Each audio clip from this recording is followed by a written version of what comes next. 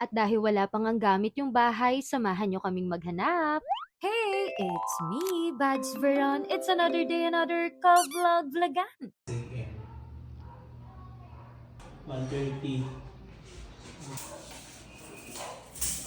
And for today's ka-vlog-vlogan nga mga kabads, nagsukat nga si Bads Neil kung ano yung mga magkakasya sa bahay. At pumunta nga kami dito sa Homemaker Furnitures. At dito nga kasama ko nga si Mama at si Apong Nati. Grabe, sobrang dami ngang mapagpipilian dito. At saktong-sakto pa nga dahil sale sila ngayon. At dito nga may iba't ibang klase ng dining table. Meron nga rin sila ditong mga salamin. At dito nga may nagugustuhan nga akong salamin, etong nasa dulo. Meron din nga silang mga cabinet dito.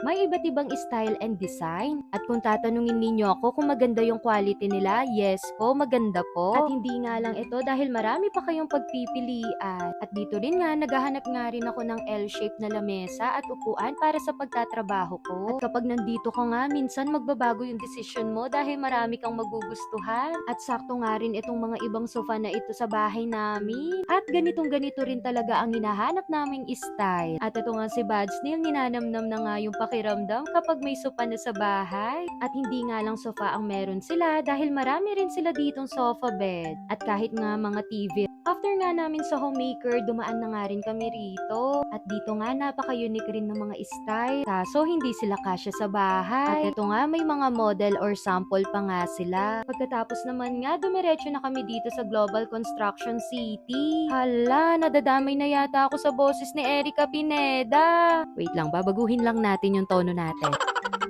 At ito na nga mga kabads, ang masasabi ko lang, bakit ngayon lang namin ito nalaman? Grabe, kung nagpapagawa ka ng bahay o balak mong magpagawa ng bahay, pwes dito po kayo bumili. Dahil sobrang dami yung pagpipilian. At kung naghahanap talaga kayo ng magandang kalidad, hindi ba't minsan nagbibiro tayo ng mga product na made in China? Pero alam nyo ba, pagpunta namin dito, masasabi talaga namin, ang gaganda pala talaga ng quality. At ito na nga, pumunta nga kami dito sa Global Homes at tinur nga kami ng isang staff dito dahil ito nga yung pinaka main branch nila at nandito halos lahat ng mga gamit.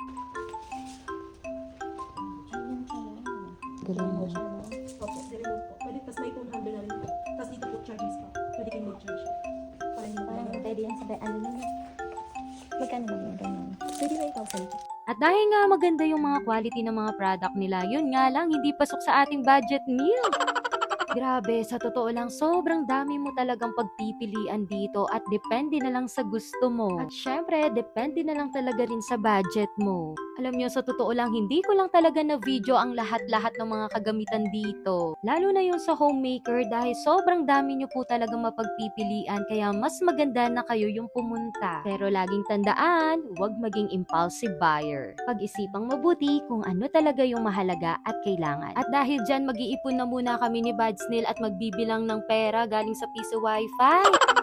Char! Pero sa totoo lang, maghihinay-hinay nga muna kami ni Bads Neil. At huwag namin kakalimutan na sa bawat aksyon at plano namin ay ipagdarasal.